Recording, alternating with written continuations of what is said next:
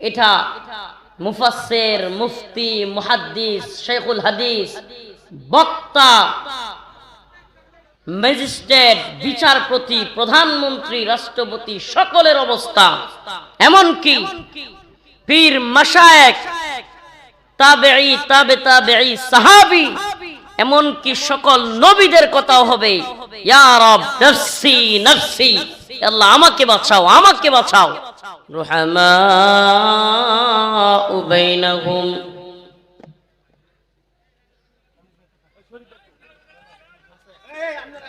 সাদাকাল্লাহু মাওলানাল আযীম ওয়া সাদাকা রাসূলুহুন নবিয়্যুল কারীম ওয়া নাহনু আলা যালিকা মিনাশ শাহিদিন ওয়াশ শাকিরিন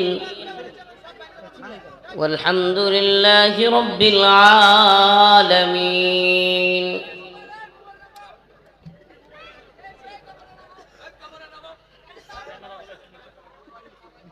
উত্তরপাড়া মাকসুদা আব্দুল মান্নান হাফেজিয়া মাদ্রাসা ও মসজিদের উন্নয়ন প্রকল্পে আজকের এই ওয়াজ ও দোয়া মাহফিলের সম্মানিত সভাপতি, সম্মানিত উলামায়ে কেরাম, মুরব্বিয়ান ইজাম, প্রিয় যুবক ভাইরা, স্নেহের ছোট ভাইরা, পর্দানিশীন শ্রদ্ধেয় মা ও বোনেরা, আল্লাহ পাকের দরবারে অসংখ্য অগণিত শুকর যে মহান রব্বুল আলামিন আপনাকে আমাকে কোরআন সুন্নাহ অনুযায়ী উলামায়ে কেরামের মুখ থেকে কিছু কথা বলবার এবং শুনবার তৌফিক দান করেছেন। সেজন্য সকলে অন্তঃস্থল থেকে কালিমাতুশ শুকুর আদায় করে স্বতঃস্ফূর্ত আওয়াজ করে বলি আলহামদুলিল্লাহ।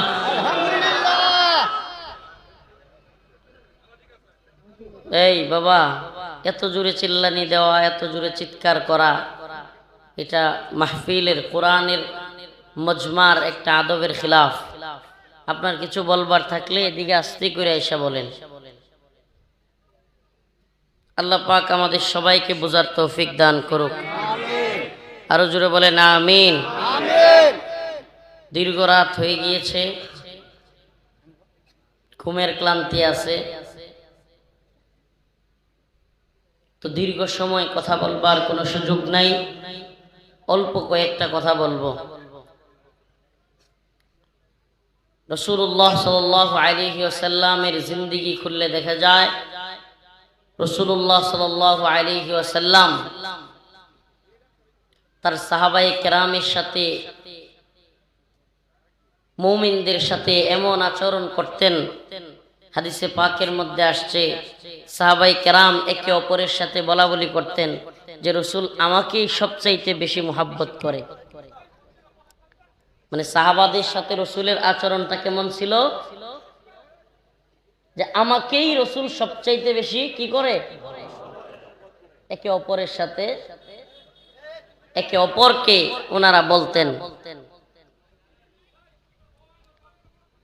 তার মানে বোঝা যায় রাসূল এমন ভাবে সবার সাথে আচরণ করতেন যে সবাই মনে করে যে রাসূল মনে হয় আমাকেই সবচাইতে বেশি ভালোবাসে। সুবহানাল্লাহ।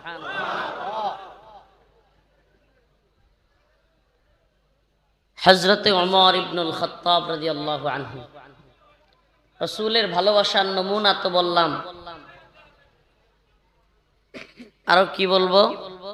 রাসূলুল্লাহ সাল্লাল্লাহু আলাইহি ওয়াসাল্লাম এই উম্মতকে এত ভালোবাসেন, এত ভালোবাসেন যে এই উম্মত মদখোর, সুদখোর, ঘুষখোর, এই উম্মতের অনেকে আমরা গুনাহগার।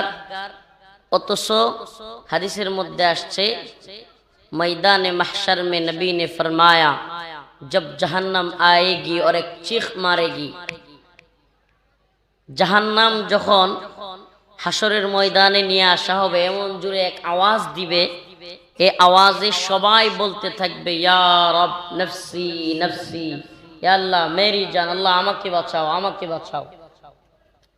সারা ময়দানে একটাই আওয়াজ, কি? ইয়া আল্লাহ মেরি জান, নফসি নফসি নফসি নফসি। এটা শুধুমাত্র সাধারণ মানুষের হালত নয়, এটা শুধুমাত্র সাধারণ কোনো গুনাহগার ব্যক্তির হালত নয়, এটা মুফাসসির, মুফতি, মুহাদ্দিস, শাইখুল হাদিস, বক্তা, ম্যাজিস্ট্রেট, বিচারপতি, প্রধানমন্ত্রী, রাষ্ট্রপতি সকলের অবস্থা, এমনকি পীর, মাশায়েখ, তাবেঈ, তাবে তাবেঈ, সাহাবী, এমনকি সকল নবীদের কথাও হবে, ইয়া রব নফসি নফসি, আল্লাহ আমাকে বাঁচাও, আমাকে বাঁচাও। হঠাৎ করে ময়দানের এক কোণা থেকে আওয়াজ আসবে, হঠাৎ করে একটা আওয়াজ আসবে, ইয়া রব উম্মতি উম্মতি উম্মতি। ইব্রাহিম আলাইহিস সালাম, যাকে আমরা জাতির পিতা বলে জানি, তিনিও বলবেন নফসি নফসি। মুসা আলাইহিস সালাম, যাকে কালিমুল্লাহ বলা হয়, নফসি নফসি। ঈসা আলাইহিস সালাম, যাকে রূহুল আমিন বলা হয়, যাকে রূহুল্লাহ বলা হয়, আল্লাহর সাথে ওনার সম্পর্কের ক্ষেত্রে কাউকে বলা হয় কালিমুল্লাহ। ইব্রাহিম আলাইহিস সালাম খলিলুল্লাহ। আল্লাহর এত প্রিয় প্রিয় নবীরা, নূহ আলাইহিস সালাম, শীশ আলাইহিস সালাম, হুদ আলাইহিস সালাম, দাউদ আলাইহিস সালাম, সকল নবী, ইয়াকুব, ইসমাঈল, ইসহাক, সকল আম্বিয়া আলাইহিস সালাম বলবে ইয়া রব নফসি নফসি। কিন্তু একটা আওয়াজ আসবে হঠাৎ করে, সবাই দেখবে, হাই হাই, এ কোন লোক? বলতেছে ইয়া রব উম্মতি উম্মতি, আল্লাহ আমার উম্মতকে বাঁচাও, আমার উম্মতকে বাঁচাও। সুবহানাল্লাহ। সবাই তাকায় থাকবে, আয় হায়, কোন লোক যে এই কঠিন অবস্থার মধ্যে, এই কঠিন পরিস্থিতির মধ্যেও নিজের জন্য কিছু চায় না, বলতেছে ইয়া রব উম্মতি উম্মতি, ইয়া আল্লাহ আমার উম্মতকে বাঁচাও, উম্মতকে বাঁচাও।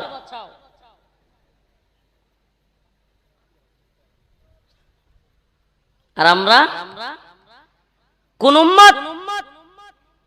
সালাফি? কোন উম্মত? হানাফি? কোন উম্মত? সুন্নি? কোন উম্মত? ওয়াহাবি?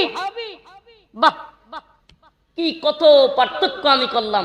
বলেন না একবার বাক করে দিয়ে যে এটা হানাফিদের জন্য বলছে, এটা শাফিঈদের জন্য বলছে, এটা সালাফিদের জন্য বলছে। আল্লাহর নবী যে উম্মতের কথা বলেছেন, এটা কি রাসূল এভাবে বাকবাক করে বলেছেন? আপনি আমি বাকবাক করে কি বুঝাইতে চাই? এত ভাগ, এত ভাগ,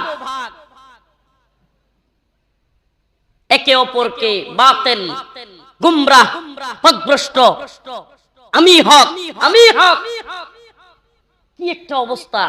আমি ছাড়া সব বাতিল। আর এক একজন শায়েখের পক্ষে সাধারণ মানুষ গালাগালি। আরে শায়েখের ভাষায় যদি মনে করেন একটু কড়া হয়, শায়েখের ভাষায় যদি একটু গালির স্টাইলে হয়, তাইলে মুরিদের স্টাইল কি হবে?